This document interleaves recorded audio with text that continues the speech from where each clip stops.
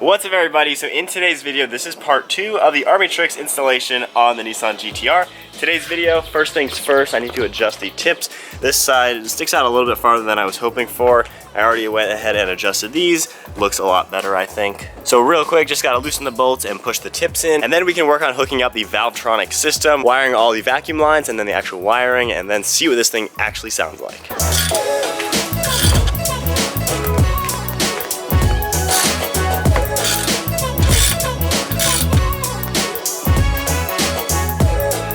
Alright, everything is now adjusted. They stick out at a really good distance now. I think that looks perfect. Really, really clean looking, absolutely perfect fitment. Definitely loving the look. So next up, let's get the box of electronics and start working on the vacuum lines. So with the kit, we have 2 different T-splitters, a one-way valve, and then all the vacuum lining and some zip ties. So we're gonna plug it into the actual valves on the bottom here. And then each valve will be connected with a T, and then the single one will be running all the way up to the front into the engine bay and then connecting it. So to start out with the valving, the valve number 1 is right here. I'm gonna take the vacuum line, just put it up and over to reach the opening. So that is hanging down. This whole single tube will be running along the passenger side of the vehicle. So I want the T somewhere over here, that way I can get through there safely. I can probably actually use this little sway bar to actually zip tie the other one. This one is right up here. Alright. We'll give it some slack, but I'll end up zip tying it right to the sway bar. That's probably actually the best idea. Alright, so that is going to come across.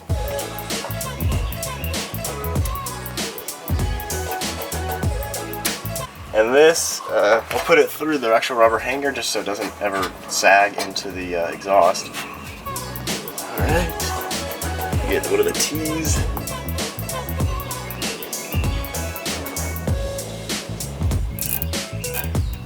Alright, so that is the rear connected to each other.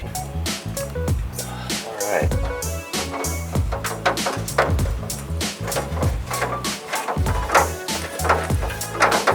You can see the hosing here, that's where it's going to be zip tied to. Alright, we're getting there. So to clean it up back here, I'm actually going to put this right under here. That just goes semi close to the transmission, but really under the gas tank. So that'll be a good spot for it. It'll be away from suspension and drivetrain components. The carbon fiber piece will be under here, so this is just going to be chilling.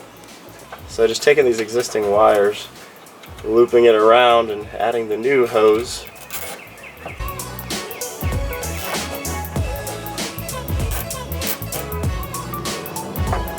Alright, so to now do the actual connection to the engine, there are 2 hoses right here underneath. I'm sure you can see them, the one without the clamp, so the second one right in here. Pull that one off. So that one gets connected to the front of this T-clamp. And then I have this little, just a 2-inch piece of the new hosing. Put that on the left side of the T, and that goes back onto the engine. The white end, put that on the little piece, and then I will be putting that onto the T. So this solenoid valve is going to be mounted in here, and one thing, we're working on the R8 at the same time as this. The bottom one goes to the engine, this front one goes to the rear of the vehicle. This connects, you can see it's that shape. The one up front connects to the actual exhaust, this connects to the engine. I now took like a 9-inch piece of tubing. There's a hole right down here you should see in your own car. I'm gonna slide this through it, exactly the perfect size. I got it hooked up, and that's going into this one-way valve, as you can see. So that is the whole vacuum line in the engine. You can see the T going to the engine, the factory hose is the one with the little markings on it, and then the long one going to the one-way valve, curling around, and then we have it into here. So that one we plug into the bottom of the solenoid. I'm going to use the bolt that is right there, I think. Now all we have left to do, so we have the one more valve and the plug. This cable connects to that plug, goes to the Firewall, to the OBD2 adapter. Next up, we got to route this piece to the hose down below, which might be fun.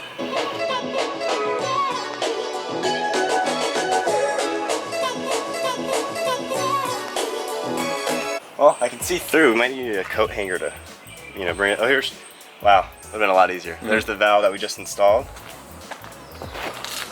All right, so we figured out how to do the vacuum line. You need to start at the engine because there's only one way to go. We found a hole in the battery compartment. There's a hole on the left side there. You probably can't see it, but that goes right into the fender. And when we push the hose down there, I could see it through the vent right here. And then underneath the car, I took off this little plastic piece. That plastic piece is right here. So you can see right there, this is the inside of that fender. And then the hose can go on the other side of this piece, right out through here, and this is where we had it zip tied. So it's the oval shaped hole. You can see it down there in the center of the screen. So I'm just gonna feed it right down through there. I can see it through here. There we go. And then the easiest way, I'm just gonna put it on the back side of this skid plate, reach around, and now this is gonna be wired exactly like we had it. And with it underneath the skid plate and that trim back there, it's like nothing's there. So now to get that vacuum line out, we're just gonna use a metal snake all the way. Oh, I see it. To one end. It's right here. So this should come out. So this just will go right onto that end. And now I'll pull it back from the other end just so we have the most amount. Stop. All right. And then, yeah, I'll just push the rest through. So with that all fed up now, we have a good 4 feet of wiring or hosing left. Cut this right here and put this onto the vacuum. So we are there. This is hanging a little bit, but the carbon fiber piece will just be right here. So this will just basically sit there. So that is it for the valving or the vacuum line. So to do the wiring, I'm just gonna kind of do a rough fit first just to get everything working. Plug in the adapter to the splitter, and then I'll go ahead and plug that into the car. All right, that is on. Take one end. So that is everything plugged in. Let's fire up the car at the remote.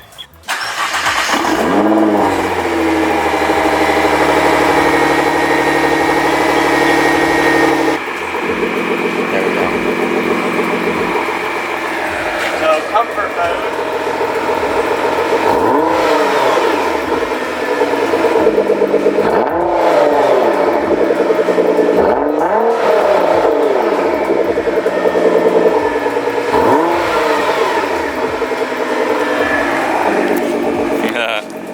That's pretty cool.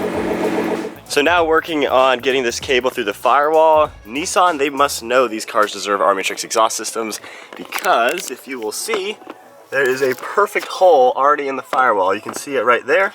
Literally, there was this plug sitting in there from the inside of the engine bay. All I had to do is reach down, you can see the hole, and I just pinched it on this side, it came right out. So with that unplugged,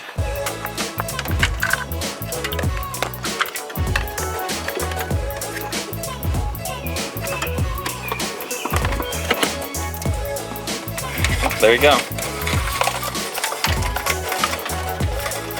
so that one grommet there just popped right out. Was able to put the wire right through it and pop the grommet back on. So now all we're left to do, get all these wires squared away, looking nice under here, and this thing is done. So I got this all together. I'm taking a bigger zip tie, and there is a nice spot to put all of these. So right to the left here, there's a fuse panel here. There's a nice little area of nothing under this carpeting. That's where the bulk of these wires are just gonna chill, perfectly out of the way. And I'll plug this back in. All right, and we'll tuck that there too. And actually, there's a lot of space here. Nissan, they know what they're doing. And that is tucked. You can see the OBD2 is right here. That is it. And as we look, obviously no wires in the door jambs, nothing weird looking. The whole underside we saw, everything was looking good.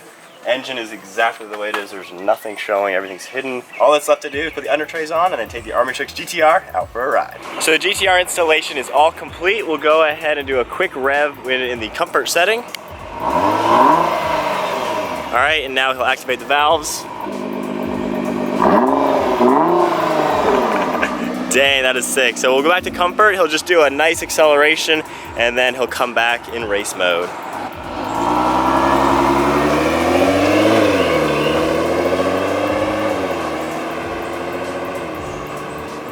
Very stock sounding. That pretty much sounds like it's either stock or when I just had the mid pipe on it.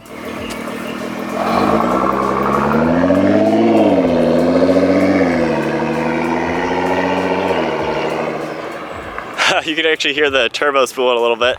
All right, here we go.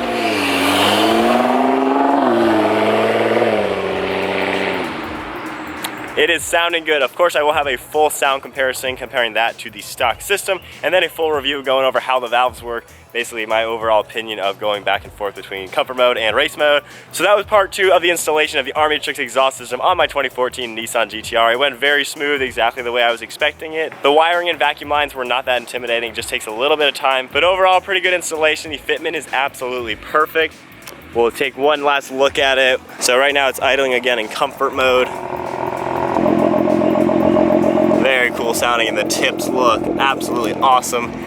Definitely loving the color that I chose. You can hear it going back and forth.